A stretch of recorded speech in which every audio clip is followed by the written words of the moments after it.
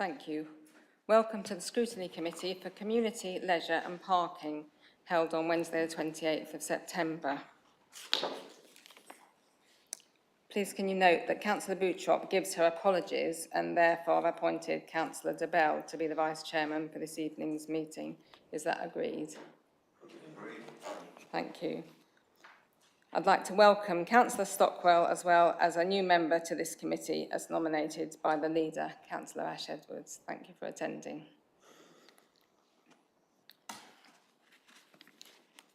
So I now go to note the substitutes in accordance with, I've just realised I've forgotten. Can I ask my Vice Chairman please to read out the safety announcement? Good evening everybody. The building fire alarm signal is a continuous two-tone alarm. On hearing the evacuation alarm, leave the building by the nearest marked exit route, follow the green signs to the assembly point, which is the large staff car park opposite the entrance to the building. Anyone who cannot use the stairs will be helped by the officers present after other people have left.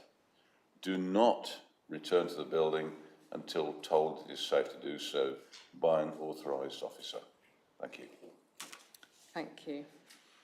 So now I go to agenda item 1, which is to note substitutes in accordance with Council Procedure Rule 4, substitutes for the meetings of this committee. So I have got Councillor Smith substituting for Councillor Ellis, Councillor Eggleston substituting for Councillor Sparachi, Councillor Hicks substituting for Councillor Dempsey, Councillor Peacock substituting for Councillor Boutrop.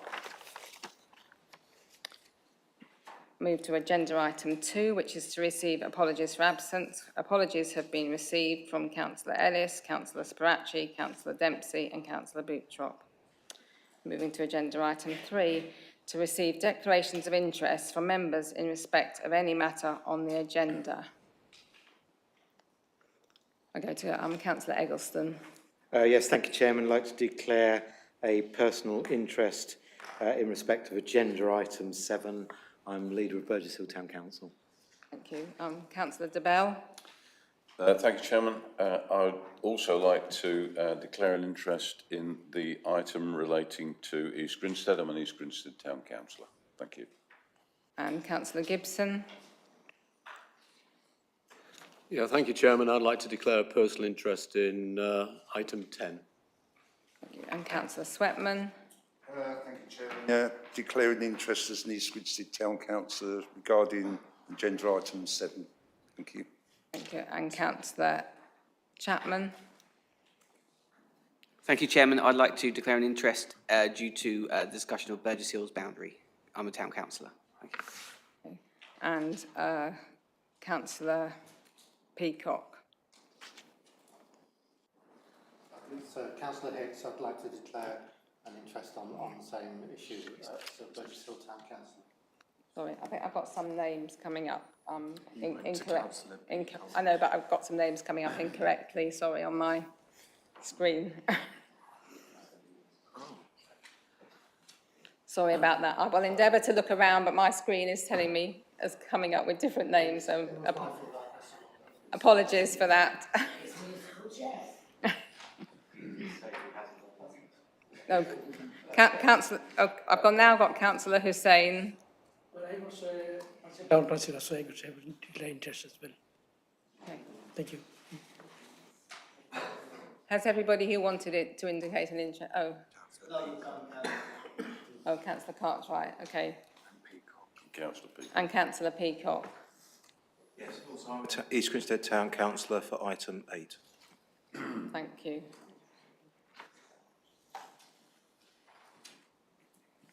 Have I noted everybody then now? Okay, hopefully we'll get the names right. Apologies for that. Okay, now I will move to agenda item 4, which is to confirm the minutes of the meeting of this committee held on the 22nd of June.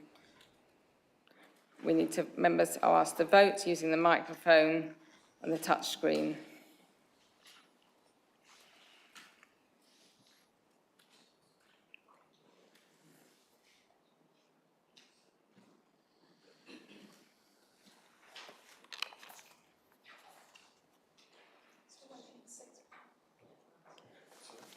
It may be that people weren't in attendance at that committee.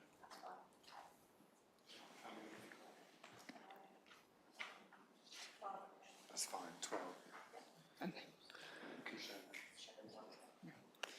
So in the light of that, the vote has now closed, and we've got the vote on the screen. So the minutes have been approved. It's 80% and 33% abstentions from people who weren't in attendance on that evening. And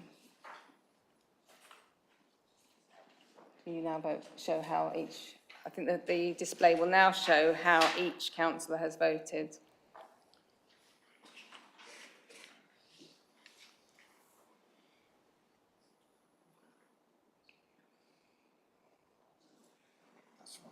Thank you very much.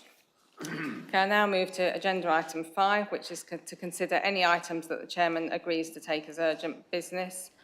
I have none, so I'm going to go to agenda item 6, which is the statement of gambling policy. And I'm going to go to John Bryant to introduce this item. Thank you.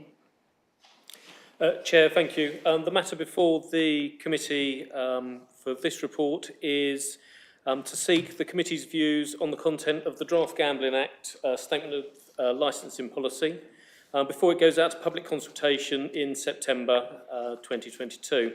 It's proposed that following consultation, if there are significant amendments required, it will be reviewed by this committee before it's formally adopted by the Council. The recommendation of the report is that the committee is recommended to endorse the draft statement of licensing policy for gambling, which is at Appendix 1, before it is issued for public consultation. In background for the committee, Section 349 of the Gambling Act 2005 requires a licensing authority to prepare and publish a statement of its gambling licensing policy every 3 years, or as appropriate, and the existing policy is due for republication. The statement of gambling policy is not intended to be used to limit gambling establishments, but moreover how we apply the Act in order to protect the public through the three licensing objectives within the Gambling Act. Those objectives being preventing gambling from becoming a source of crime or disorder, or being associated with crime or disorder, or being used to support crime, ensuring that gambling is conducted in a fair and open way, and protecting children and other vulnerable persons from being harmed or exploited by gambling. So in accordance with the Gambling Act 2005, the draft policy will be published for a 6-week consultation period, if recommended by the committee, starting tomorrow. The list of consultees are outlined in the report, which I don't propose to go over again. And the current policy has been reviewed in accordance with any regulatory or legislative changes which may well have occurred since the previous policy was issued, and the statutory guidance. And I can say that there are no substantial changes to the current policy statement. To provide some context for the committee, we currently licence 2 adult gaming centres, which are located at Peace Cottage Services, 7 betting shops. There are 69 premises with gaming machines that are licensed to sell alcohol and have an automatic entitlement to have 2 gaming machines, provided they've notified us. There's 9 premises with 3 or more gaming machines. There's 8 club gaming machine permits. That's gaming machines within registered clubs. There's 1 club gaming permit, which allows certain gaming and larger prize money machines within registered clubs. And there are currently 77 small society lotteries that are registered. These register annually and allow raffles and the sale of raffle tickets to members of the public. The committee will be aware that currently the government is reviewing the Gambling Act and a white paper was due to be published in September. It's been delayed somewhat, and unfortunately the current date for its publication is currently unknown. The conclusions of the review of the white paper may have potential reforms on the Act, and obviously any legislative changes announced by the government as a result of this consultation and white paper will be incorporated into our policy, which will be revised. The context for the report is that the Gambling Act Statement of Licensing Policy is produced in accordance with the provisions of the Gambling Act, which places a duty on the council to carry out its licensing functions in respect of licensing, inspection and enforcement of such premises. There are no financial implications. The risk management implications are, as I said earlier, that the council is required to review its statement and republish its statement every 3 years or sooner, if appropriate. And failure of a council to review their policy could open them to legal challenge. That is a report before the committee. If I can help any further, Chair. Thank you very much. So now I move to the committee to debate it, and if anyone has any questions or comments.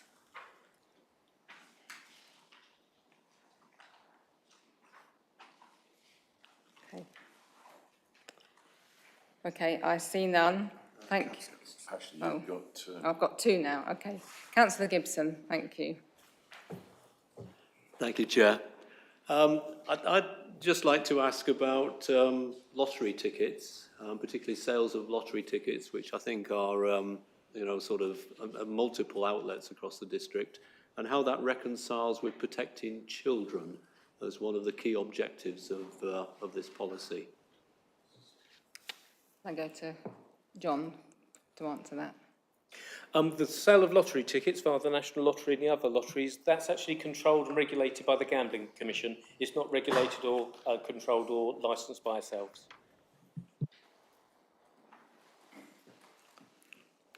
Councillor Sweatman. Thank you, Chair. You know, I've been on this council a few years now, and this comes up, like you say, every 3 years. I think what you mentioned, item 6, actually sums it up. It's a statutory policy that our current policy hasn't changed. I can see no issue with this. So I'd like to move as recommended, Chairman, if I'm allowed to. Thank you. Thank you. Well, thank you, John, for that report. So I'm now going to move. I see nobody else wanting to speak, so I will move to the recommended. Oh, I need a seconder, sorry. Can I have a seconder? Councillor Eggleston, thank you. So I'm now moved to the recommendations at point 2. So the committee is recommended to endorse the draft statement of licensing policy for gambling at Appendix 1 before it is issued for public consultation. Please vote now.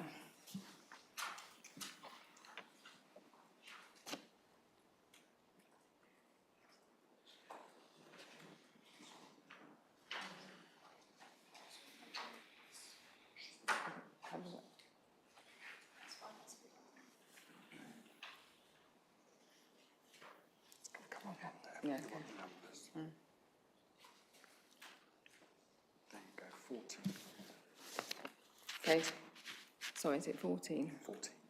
Okay, thank you very much. 14 people have voted in favour of it. There have been nobody voted against and nobody abstained. So the way members, do we need to show them the way the members voted? Good. Here's the result of how each councillor voted.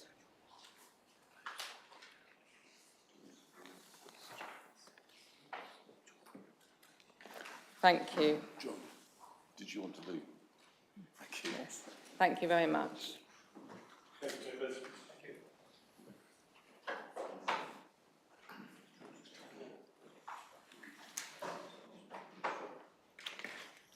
Thank you, members. Now I will move to agenda item 7, which is the Community Governance Review, the final recommendations for Burgess Hill Town Council and Anstey and Staplefield Parish Council. And that's at pages 49 to 56 of the papers. So I now move to Terry Stanley, the Business Unit Leader for Democratic Services. Thank you, Chairman. As you say, the report for this item begins on page 49 of the agenda pack. Members will recall that this community governance review began in April, and that following the first stage of public consultation, we reported to committee our draft recommendations for Burgess Hill Town Council and Anstey and Staplefield Parish Council in June. There then followed a second public consultation specifically related to those draft recommendations, and our findings are presented within your committee report at paragraphs 16 to 26.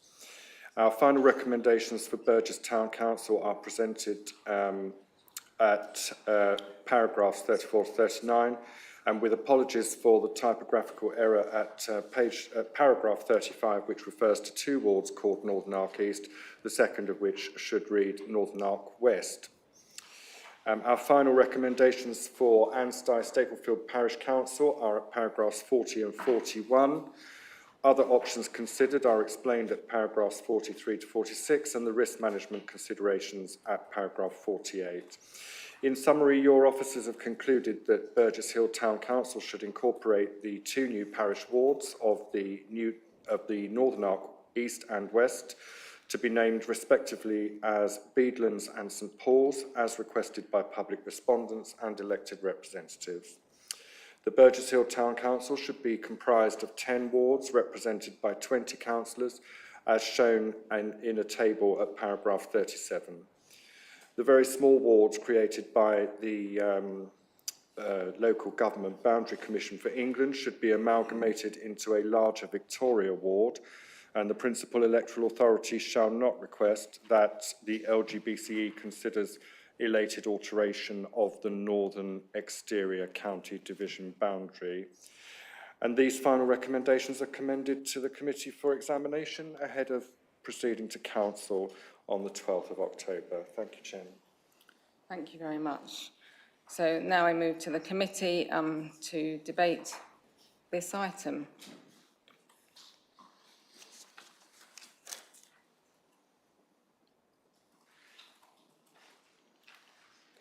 Councillor Eggleston. Thank you, Chairman. Nature abhors a vacuum, so I feel as though I should say something. Firstly, I'd like to just congratulate Terry Stanley and his team and also Tom Clark for all the work that they've done, not just on this corporate governance review, but of all of the reviews. It's been a very significant workload for all of you, and you've carried it out extremely efficiently, diligently, and your reports are very well stated and fairly represent what the representations from the communities have said. So thank you very much for that indeed. I fully support the final recommendations for both Burgess Hill Town Council and also Anstey and Staplefield Parish Council. Just by a little bit of way of background, why Burgess Hill feels that, in contrast to East Grinstead, that we feel as a council we should be moving to 20 councillors.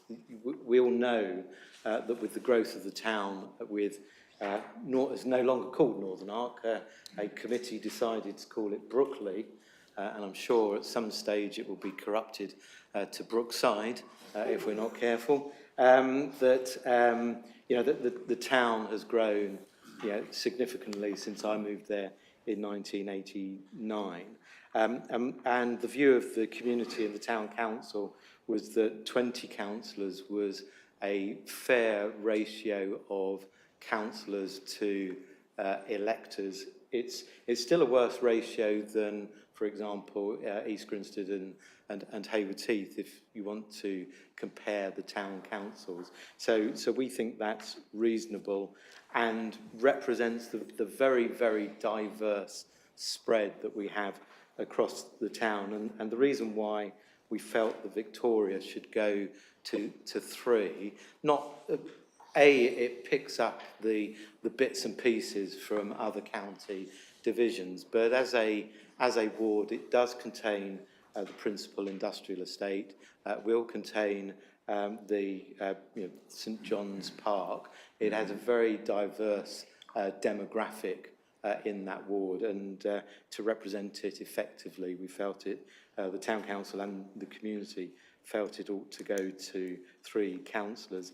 And the reason why there was representation to opt for names of Beadlands and St Paul's is that at least they are particular landmarks in that area. For those of of you who know the Northern Arc, it doesn't, hasn't got a ruined castle or an abbey. It doesn't have a great deal of features that you could pin a name on, and those were the closest that we felt that represented what those communities would identify with.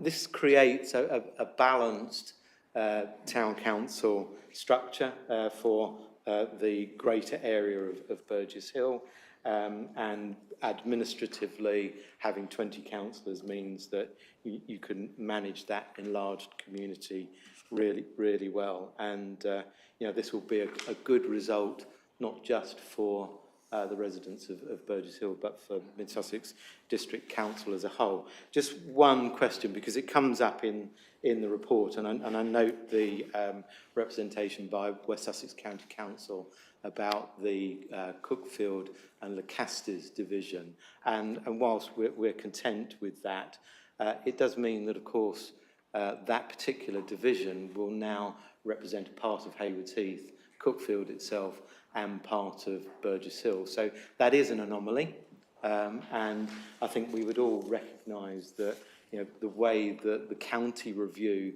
for Burgess Hill was constructed, it's created a number of anomalies in the town, and I just wonder at what point it would be appropriate for us to approach the Boundary Commission to seek a review of the county boundaries, perhaps across the district as a whole, but in particular for Burgess Hill, which looks as though it should have at some point 3 county councillors in its own right. But I fully support the recommendations. Can I go to Terry to come back on that, please? Thank you, Chairman. The question about when it would be appropriate to request a county council divisions review for Mid-Sussex, unfortunately, it isn't quite as straightforward as that. If you request a county council electoral review, that would be for the whole of the county council area and not just for the divisions of Mid-Sussex. Hence, the county council's view that, doing anything with those divisions at the moment, which would put them very close to the tolerances of the Local Government Boundary Commission for England, could trigger another review. And West Sussex County Council have endured, I think, 2 reviews in the last 10 or 12 years, and they're very keen not to have one too soon. Clark, did you want to say something? In reality, it's when the county divisions become uneven. When they become uneven, then they'll get involved again. But at the moment, they are quite even, so nothing will happen. Thank you. Councillor Gibson? Thank you. I fully support the outcome that we've got here, but I feel I should just note again what I said at the previous meeting, the disappointing participation from the general public in this, that 82 acceptable submissions out of over 25,000 is less than 0.3%, or sorry, slightly more than 0.3%. And I do feel that that is, an issue that this council should be noted. Thank you. Thank you, Councillor Gibson. Councillor Pulfer. Madam Chairman, thank you. I've listened to the comments as to the naming of these sections, but I am going to say, recognising the recent division of Homes England to the names of the Northern Arc development Brookley, the ward name should facilitate community identity. I propose the following amendment to the ward names at point 35 and in the table at point 37 of the report. The proposed Beadlands ward should be Brookley East ward, and the proposed St Paul's ward should be Brookley West ward. Thank you, Madam Chairman. Okay, this is obviously something for this committee to discuss at this meeting. Can I go to Councillor Hicks? Yes, Chairman, I'd oppose that suggestion. We've just been through a public consultation exercise to seek the views of local residents, not of councillors from other areas. and looking in terms of the views of the town council and the views of local residents who don't identify with Brookley. And it is an artificial construct. It's not necessarily meant for neighbourhood development. It's just a branding name for the overall Northern Arc. And in terms of local residents, yes, the key landmarks of the area are the Beadlands Nature Reserve and St Paul's Catholic School. And if you ask people from Burgess Hill where Brookley is, they may not know, whereas St Paul's and Beadlands are instantly recognisable. So I'd ask the committee to respect the views of people living in Burgess Hill and not support the amendment. I mean, can I say as chairman, I mean, this is a difficult one in that the name Brookley only came in recently, you know, in a late stage to this consultation. So it is the name that Homes England are designating for this whole Northern Arc area to be known as. So in the view that, you know, the wards kind of should facilitate community identity, and that, you know, that area isn't there, the housing isn't there yet, so it will be known. The plan is it will be known as Brookley. So, Sorry, Chairman, can I come back on that? It's a brand name by Homes England. It's not the name of the area. We have other names in Burgess Hill that are names of the district they've identified and be as part of the community, not as something that's imposed from Whitehall. And I would dispute you that the name is actually intended for that area as a name. As I say, it's a brand name by Homes England, not a name of the district. And looking at the district, you've got distinct parts of it in any case, and the whole point of the two wards is to separate the district. They're separated by main roads. Residents will not be looking at it as one area. They will be looking, hopefully, towards the town centre and identifying as part of Burgess Hill. So it's only right and proper that there should be distinct areas to Brookley, and you can still use the overall brand name, but in terms of segments looking into the town centre, which is what the town council wants to develop, we want to encourage a sense of community, and that means distinct neighbourhoods, not an artificial construct that straddles the boundary of Burgess Hill. thank you for your comments. Can I go to Councillor Clark? Thank you, Chairman. Something that I agree with Councillor Gibson, who said that he was a bit disappointed only 82 people said that came up with these names and backed these names. Because one of the things is the people haven't moved into these areas, and I personally quite like the Brookley East, that was a joke, sorry, being the first one to do it. But I quite like the idea of that being called East and West for now, because the new people moving in will be part of, will not be part of St Paul's. They don't know St Paul's. St Paul's, I went to school at St Paul's. It's a school, and I don't think it helps being named after the school. And Beadlands Farm, I think, Beadlands Nature Reserve, I think needs its individual identity and not be lost in it. So I quite like the idea and support Brookley East and Brookley West for now. Thank you. Thank you. Can I go to Councillor Smith? Actually, I don't. I actually don't agree with it being called St Paul's or Beadlands. I think they're too far. To me, St Paul's is it's not part of Burgess Hill. It came from Hames Heath, so that's how I see it.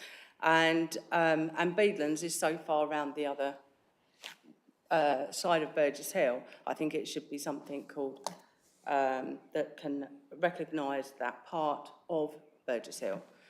So Brookley East, Brookley West. Yes, I do think it's a good idea not to get confused with St Paul's as in the school and Beadlands, because it's in a slightly different area.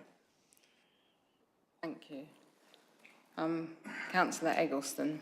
Thank you, Chairman. If you go down to, so the new district ward of Meads and Hammonds, so if you go to the Hammonds estate, as you enter it, it has on the brick wall, it says Priory Village. Okay? No one calls it in Burgess Hill Priory Village. We all call it Hammonds Ridge, right? So, so with my colleague, Councillor Hicks, absolutely agree that when they do these developments, and if you go down to the bottom of Isaacs Lane, one of the developments there is called Abbeyville Park. Okay, so the names that they choose, so they've switched Northern Arc to Brookley. Absolutely right. This is not about identifying the area. This is about describing the development of the area and to give it a marketing name. The problem with Brookley, and I was consulted by Homes England on the naming of the area, never occurred to me, and we looked at the maps, and we all know that area, and you know it has little in the way. You know, you hunt for a lake, an identifiable river, a hill, or something, and it's impossible to do. There's a pond. So as a result, their consultation, which turned into this committee process, where because there are two brooks that run through it, they went, we'll give it brook, and Lee apparently is an Old English word for hill. Okay, there is absolutely no way on God's good earth that the residents moving to this area will go, oh, we know why it's called Brookley. Okay, they will not. So this is an artificial name. So to create two wards with artificial names seems entirely inappropriate to me, number one. Number two, residents in Burgess Hill may well be a limited number of people who responded, but none of them said, let's call it Brookley East or Brookley West, am I right? So there's no appetite in the town to call it that. Councillor Smith refers to Beadlands and St Paul's, as does Councillor Clark. I mean, they are at least, they are identifiable and well known, and people coming into the town will know St Paul's. Some of their children will go there, and they will certainly pass it as they come into Burgess Hill itself. And Beadlands Nature Reserve is very well respected and is a very well-known feature in the town. And they are proximate to those two areas. So if you want to to create names, which have identifiable landmarks, that is the best we as a town feel that we can do. And I would have hoped ultimately that the Scrutiny Committee would go with the desire of the parish and the parish council, the town council in this sense, and not seek to impose its names on Burgess Hill, because I don't think Burgess Hill would be too pleased with that. We'd rather you went with what the town desires. So thank you. So I oppose the amendment. Can I go to Councillor DeBell? Okay. I understand the passions that are involved in this because you actually live there. I do totally understand that. I actually think Brookley is quite a nice name. Perhaps, bearing in mind Councillor Eggleston's comment about it being named Brookside, maybe a hyphen would help, a Brookley, because I think that's rather nice. But I do understand the passions involved. As I say, I do think it's a good name. I think that the people, as has been said, are going to be coming in anyway, and completely new to the area. And I think that personally, and it's a personal thing, I think that I would quite like calling it Brookley, possibly with a hyphen. Just a thought. I actually live in a place that's named after a place in Germany, the avenue that I live in. Try living in Mindelheim Avenue. It's not the best choice as far as I'm concerned, but I understand that the town twinning, etc., was a great success, and the people from there are absolutely lovely. So I think in time, with new people coming in, given a nice name, they'll get used to that area, and I think east and west makes sense. Thank you. Councillor Chapman.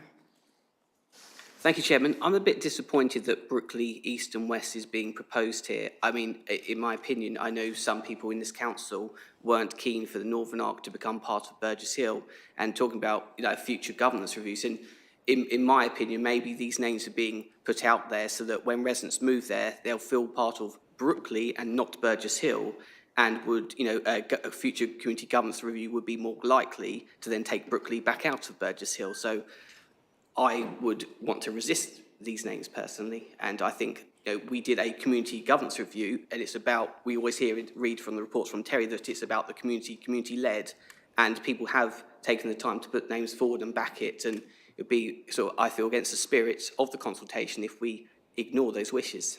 Thank you. I mean, do you want to say anything, Terry, or should I take it? I don't think that's a question. I mean, I read all the consultation, every one of them, and very, very few of them actually mentioned anything to do with the names. The vast majority of the public consultation responses were to do with the numbers of councillors. But it's obviously for this committee then to take a vote, would it be, Tom, on, could you just advise me on procedurally how we move forwards? Yes, Chairman, I think if you take a vote on that item, the naming of the 2 wards, and then if the vote is carried, it will be part of the final recommendations. If it's lost, then it will be as in the papers. Okay, so now, so I need to have, should Councillor Pulfer read the amendment, and then I would need a seconder. So, Councillor Pulfer, could you just read this amendment then as is? Thank you, Chairman. The amendment should read that the ward names at point 35 and in the table at point 37 of the report be changed from Beadlands Ward to be Brookley East Ward, and the proposed St Paul's Ward to be Brookley West Ward. Thank you, Madam Chairman. So, Councillor Pulfer has proposed that. I would need a seconder for that. I think Councillor Clark. Thank you. So Councillor Clark a second. So that means, committee, we need to take a vote on these names. So if you're voting for it, then you're voting for this amendment.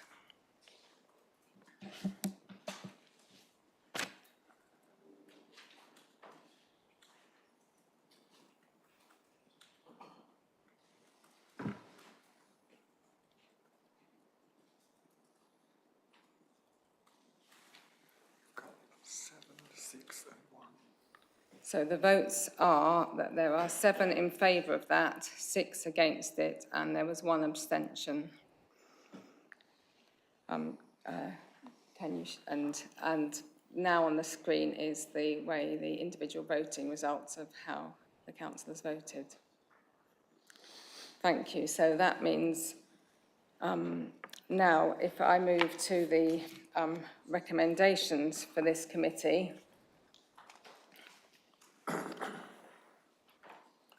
Should I just clarify that if anyone else wants to come back and speak on anything else to do with this whole agenda item? Is there anybody else who would like to speak, not in relation to the names, but anything else?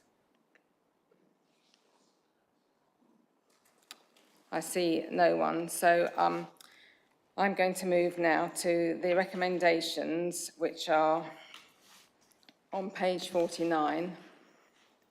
The committee is recommended to note the findings of the second public consultation, to provide advice and further to that advice to accept the Principal Electoral Authority's final recommendations for Burgess Hill Town Council and Anstein Staplefield Parish Council, and to note in the light of those responses, the consultation responses received through each stage of the Community of Governance Review, the final recommendations which will proceed to Council for the final decision on the 12th of October. And those are noted at point 34 to 39 of this report and 40 to 41 in relation to Anstey and Staplefield Parish Council. So with the amendment included at point 35, that is what we will be voting on now. So do we take a vote now, Mr. Clark? Thank you.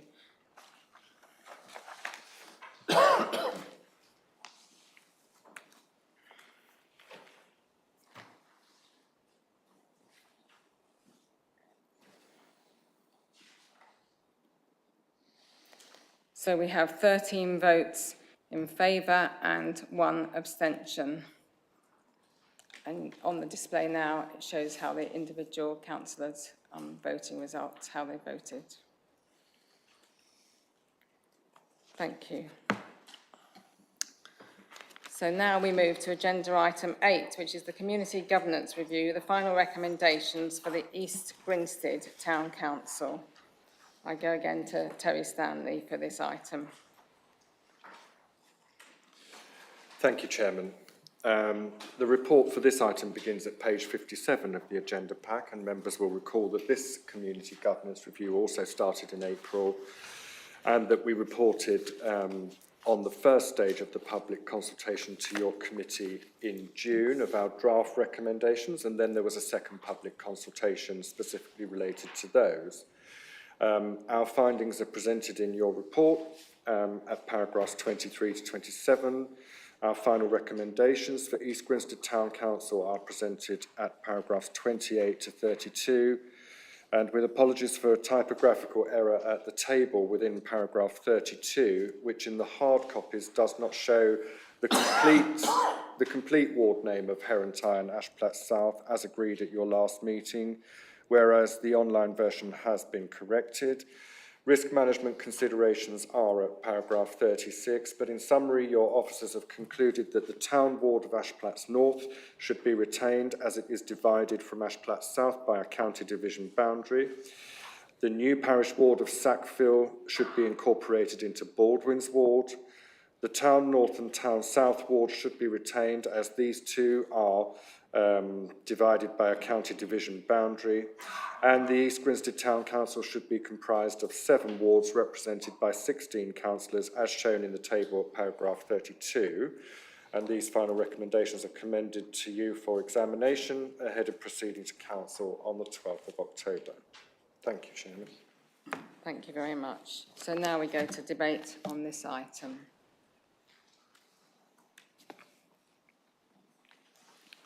Councillor Gibson.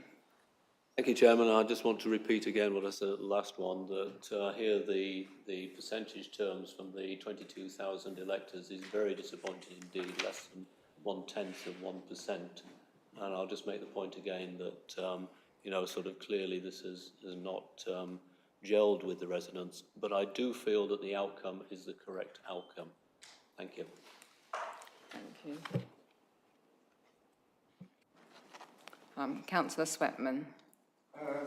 Thank you, Chairman, and thank you, Councillor Gibson, for agreeing to our proposals here. Basically, this originally came about because we wanted the town and parish, the district and parish boundaries or wards to line up and be the same, otherwise it would have been very confusing and a lot more work. In my instance, I'm Herentide, so I would have had new Herentide, which covered the more plus all the Herentide rural, so that has now been changed and aligned. And also, to streamline the number of councillors we have, as in the report there, from 19 to 16, which actually streamlines our council, makes it more productive and more efficient as well, apart from saving on costs. So that is briefly the background from my point of view. And if no one's got any questions, I'd like to move as recommended, Chairman. There's Councillor Peacock has his hand up to speak. Thank you. Thank you, Chair. I would just say I agree and support these recommendations. And I would say when I've been in surgeries as a town councillor discussing this with residents, they do support it overall, I would say. There's a strong majority. I know that runs secondary to the contents in here, but it seems consistent to me, so I would support it. Thank you. Okay, I see nobody else indicating they would like to speak. So this committee is... Can I have a seconder then for this recommendation? Second. Councillor de Bell. So the committee is recommended to note the findings of the second public consultation, to provide advice upon and further to that advice to accept the Principal Electoral Authority's final recommendations for East Grinstead Town Council, and to note, in the light of the consultation responses received through each stage of the Community Governance Review, the final recommendations, which are at points 28 to 32 of this report, shall proceed to Council for the final decision on the 12th of October. Please vote now.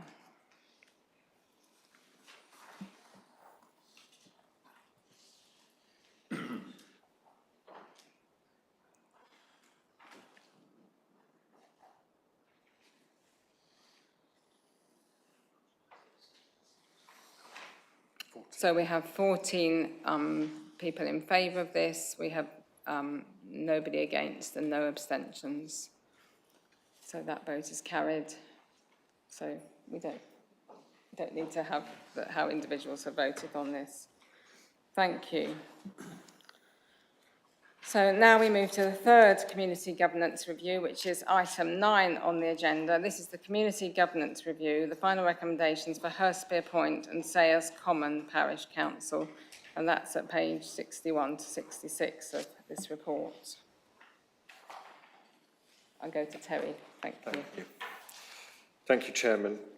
Yes, members will recall that this Community Governance Review began in February, and that following a first stage of public consultation, we reported to your committee the draft recommendations for Hurstpere Point and Sayers Common Parish Council in May. There then followed a second public consultation specifically related to those draft recommendations, and our findings are presented within your report, paragraphs 15 to 26.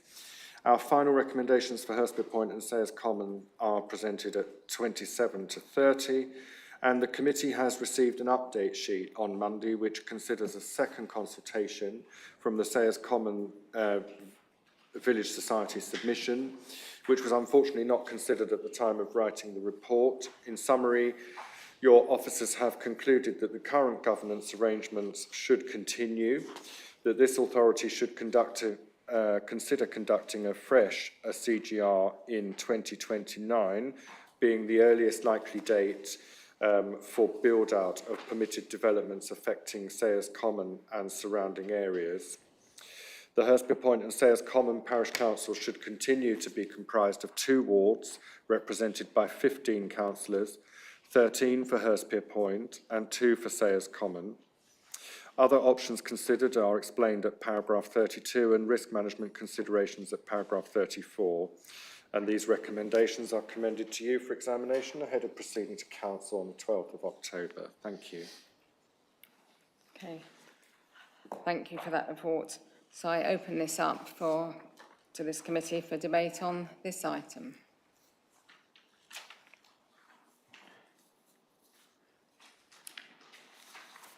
Councillor Gibson. Yes, thank you, Chairman. I think this came to the first meeting of this committee when the new council was formed in 2019, I believe. And Mr. Clark might nod to indicate that, or if I'm wrong. And I think that the conduct of this has suffered from the delay due to the pandemic. That would be perhaps something which the petitioners might have commented on. Certainly I engaged with them, and it did seem that there was perhaps some lost momentum over the 2-year hiatus, and there is an argument there really for the government's insistence that a community governance review is actually completed within 12 months of the acceptance of the petition. I noticed that the officers on this occasion have saved me the arithmetic on what the response rate was, but it's very similar to the others. And I was interested to see the budgetary estimates for obvious reasons as we go into discussion of worth next. Yes, I feel that the startup budget that's been put there, they obviously don't have any staff transfers across, which would be interesting to see what the impact on the first Pier Point residual budget would be. But otherwise, I thought that the estimates in there looked pretty much spot on. Thank you.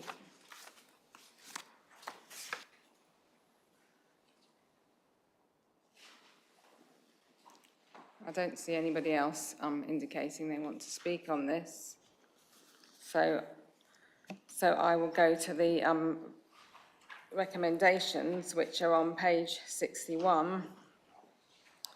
So this committee is recommended to note the findings of the second public consultation, and then to provide advice upon and further to that advice to accept the principal electoral authority's final recommendations for Hurstpit Point and Sayers Common Parish Council. And then so to note, in the light of the consultation responses received through each stage of the community governance review, the final recommendations should proceed to council. And those points are at point 27 to 30 of this report, and they will proceed to council for final decision on the 12th of October. Are they agreed?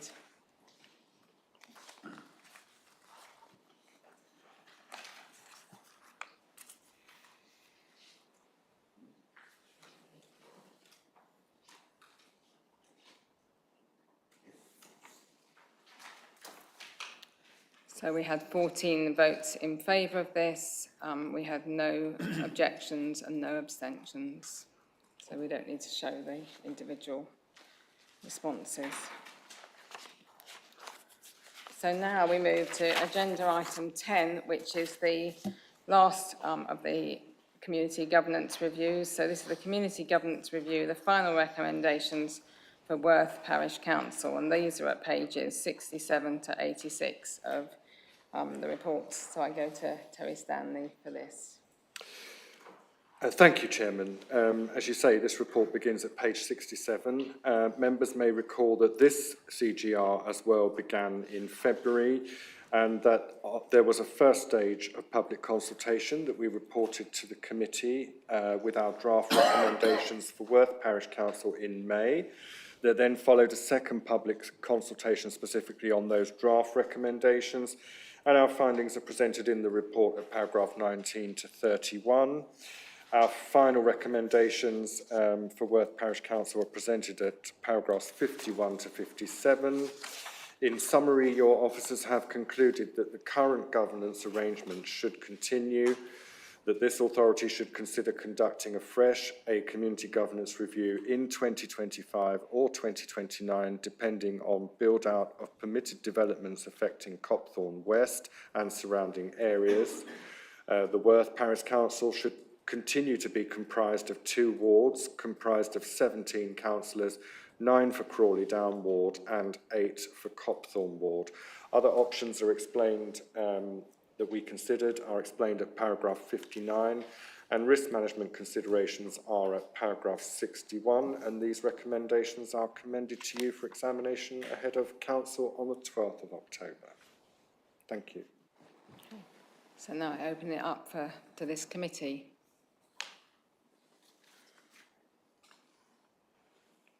Councillor Gibson.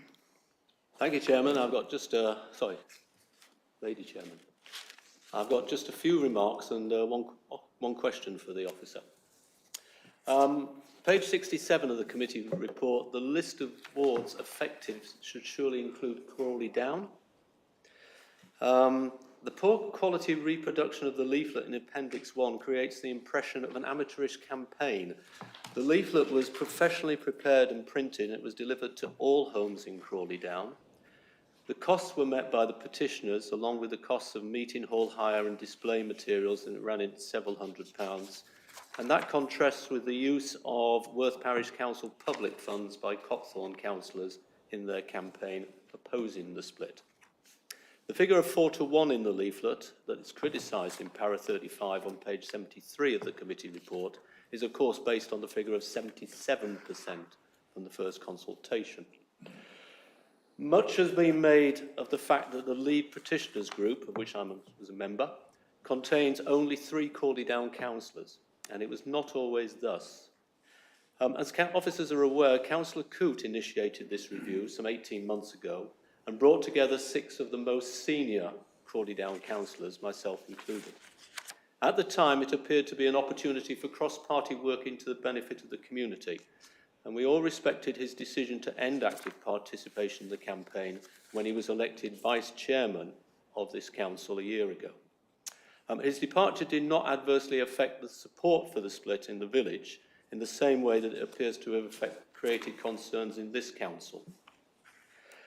The committee report addresses at some length my reservations over the process that have been used for all the governance reviews this summer. I had the benefit of some training by the County Council on equality and diversity recently. I recommend when officers draw up the lessons learned, they consider whether the materials used comply with the Equality Act 2020. For 4 Saturdays, I watched village residents, not just elderly ones, come into the village centre, reading 5 or 6 of the templates that seemed to have so offended the calculation of how many responded, before choosing one and signing it. The templates gave them the voice that they were otherwise unable to find, and I'm not going to apologise for that. And that's why the response in this is 5%, an order of magnitude greater than every other governance review that we've discussed this evening. I don't believe for a minute that there's anyone in this room who doesn't think that Crawley Down deserves its own parish council, its own voice in local government, or that the estimated £150,000 cost of a split promoted by Copthorne councillors and circulated by this council was anything other than a fiction.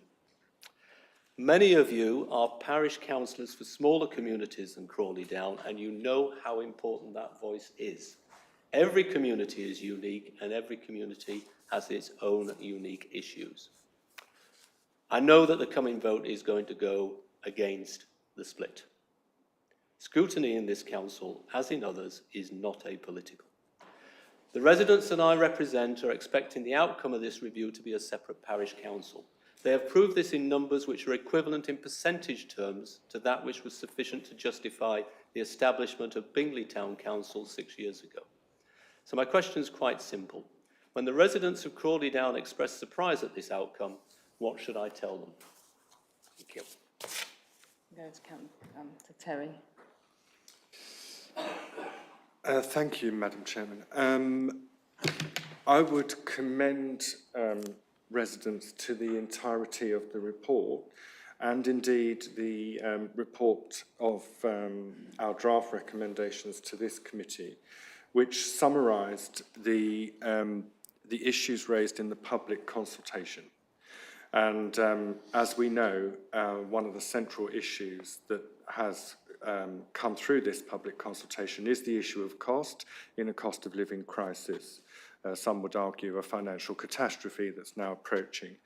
So I would invite residents to consider all of that and to consider the responses in their entirety, which were published at our website.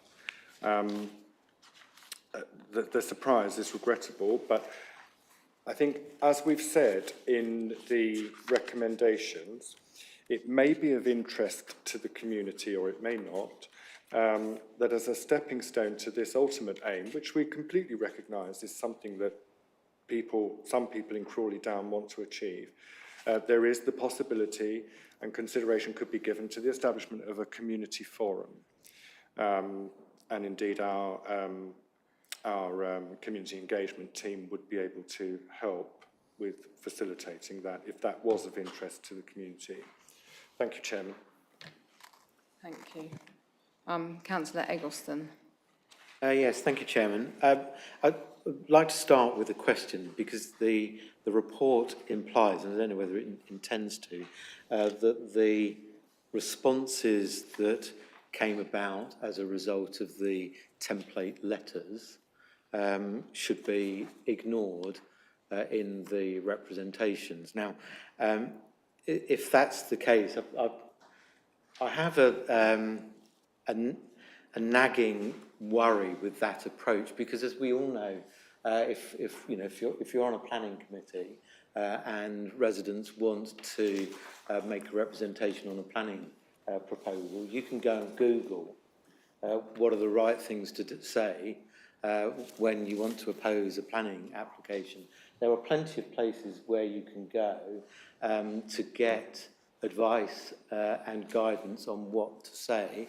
And if people are organising a campaign to change an administrative structure, as we did indeed in Burgess Hill, you're going to talk about what are the issues for the area, and if you have a particular point of view, then you're going to clearly promote that particular point of view, and you hope that people will support it. And if people don't support it, they have the power and the ability and the right also, to organise a campaign against change, and also organise a campaign where they submit an equal number of representations. So my question is, are we meant to ignore these responses, which, I've seen no evidence to suggest that they haven't been collected in a fair and a transparent way, and we've no way of knowing whether the people who submitted them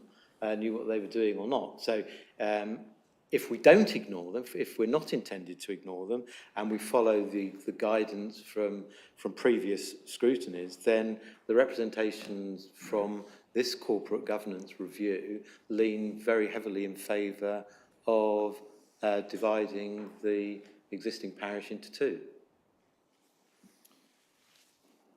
Terry. Thank you, Chairman. There is no intended implication that the template letters should be ignored. The existence of them and the numbers of them is reported as a matter of fact. Indeed, I think what's also quite clear in the report is that actually no submission was ignored, in point of fact, because they all had to be read, considered and assessed, and from the first public consultation, the 32 that were rejected needed to be read, considered in order to be rejected. So in point of fact, no submission has been ignored.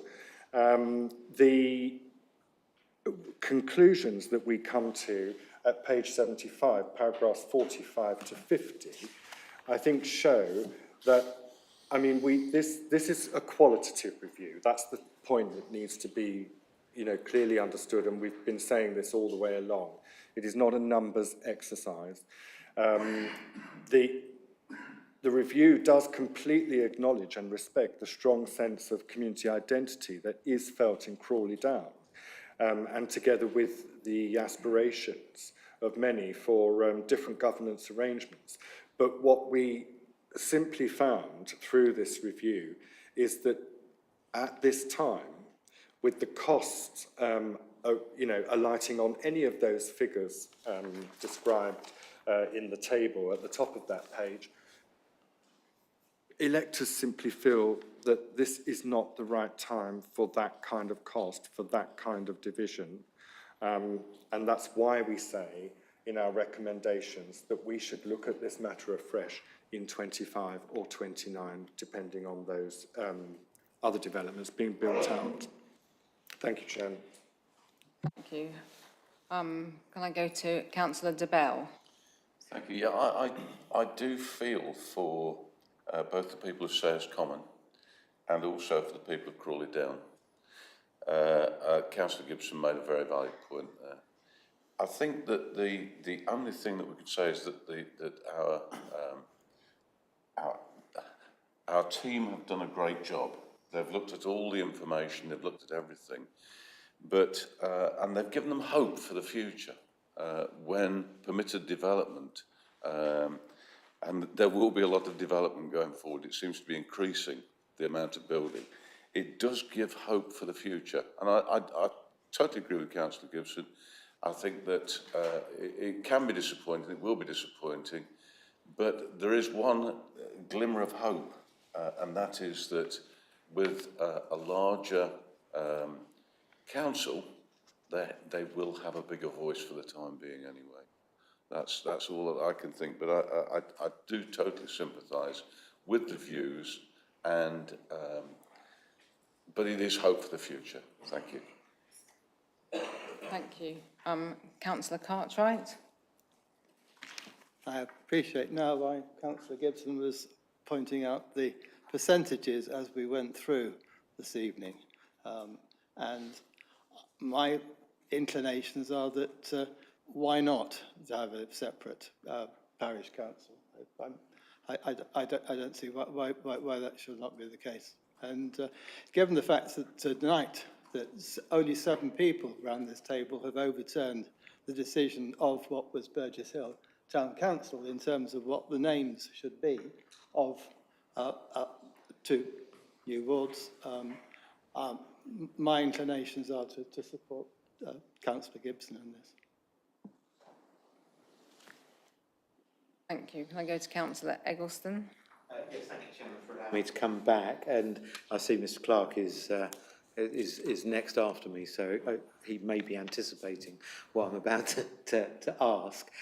So if we're saying that the template responses, because they were accepted responses, so they are clearly being assessed on a qualitative basis, then they're included in the overall representations made. So therefore, following Slough, where the weight of representations point in one direction, shouldn't the recommendations point in the direction of the recommendations, of the representations? Can I go to Tom Clark, please? Thank you, Chairman. In Slough, there was a representation one way and nothing the other way, and they went with nothing the other way. If you look at all the representations, there are ones from Crawley Down in favour of a Crawley Down Parish Council. There are not representations saying from Copthorne saying we want our own parish council. There's a contentment in Copthorne with what they've got already. The strongest against is to do with the cost, and that's been debated all the way through this. If you look at paragraph 42, you'll see that everybody now involved agrees that there's a cost in dividing the 2 areas to make the 2 parish councils, but there's also a cost ongoing of having the 2 parish councils, and in fact the figures got quite close together in what that cost is, and the strongest representations were people saying that they didn't want that additional cost at this time. There were also people saying that they were happy to have the additional cost because they thought it was worth the money.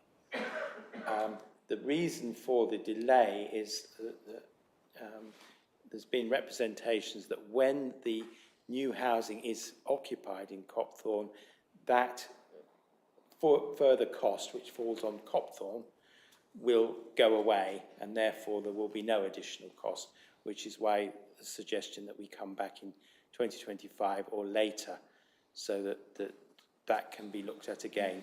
But at the moment, there were strong objections because of the additional cost. Some people said, fine, we'll put up with it, but many others didn't.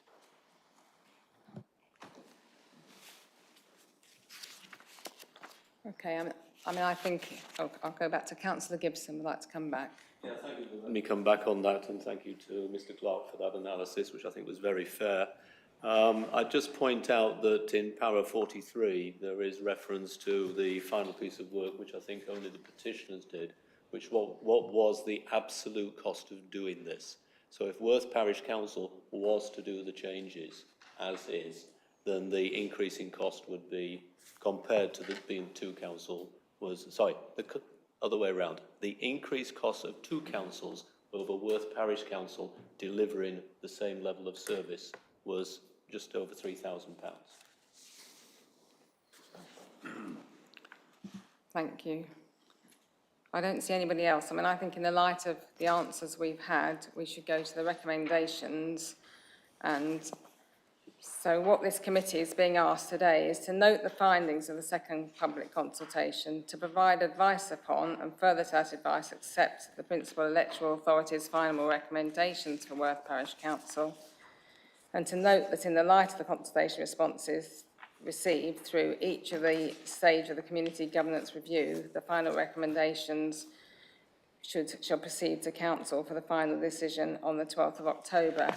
And those final recommendations are at points 51 to 57, which do identify the different, various arguments about this, with noting ways for improved community engagement, better local democracy, and effective and convenient delivery of local services. So I now take this committee to vote on these recommendations.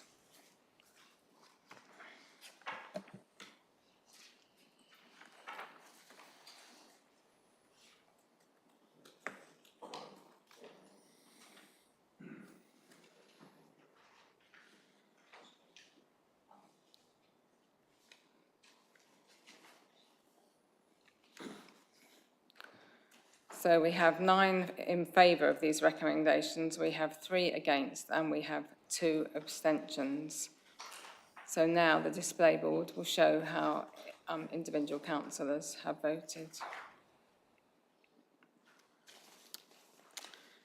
I now move to agenda item 11, which is the Scrutiny Committee for Community, Leisure and Parking Work Programme 22-23, and I go to Tom Clark for this. Thank you, Chairman.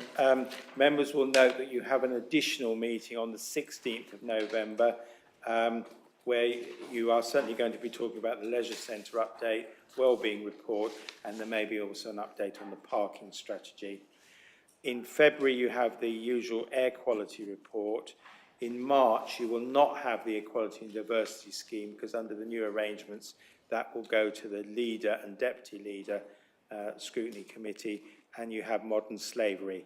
But it is possible, Chairman, that the Leisure Centre, you will want to come back to that, given the uncertainties around the cost of fuel and how much fuel is relied on to keep those going. Thank you. So can I ask members to vote on that work programme, please?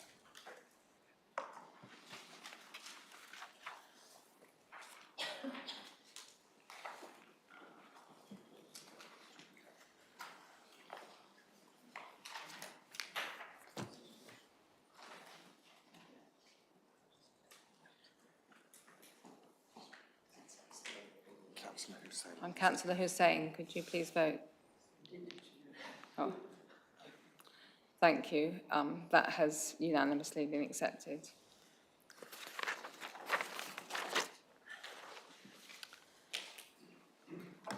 Thank you. So now I move to agenda item 12, which is questions pursuant to Council Procedure Rule 10.2, due notice of which has been given. I have none. So I now close this meeting at 8:11. Thank you.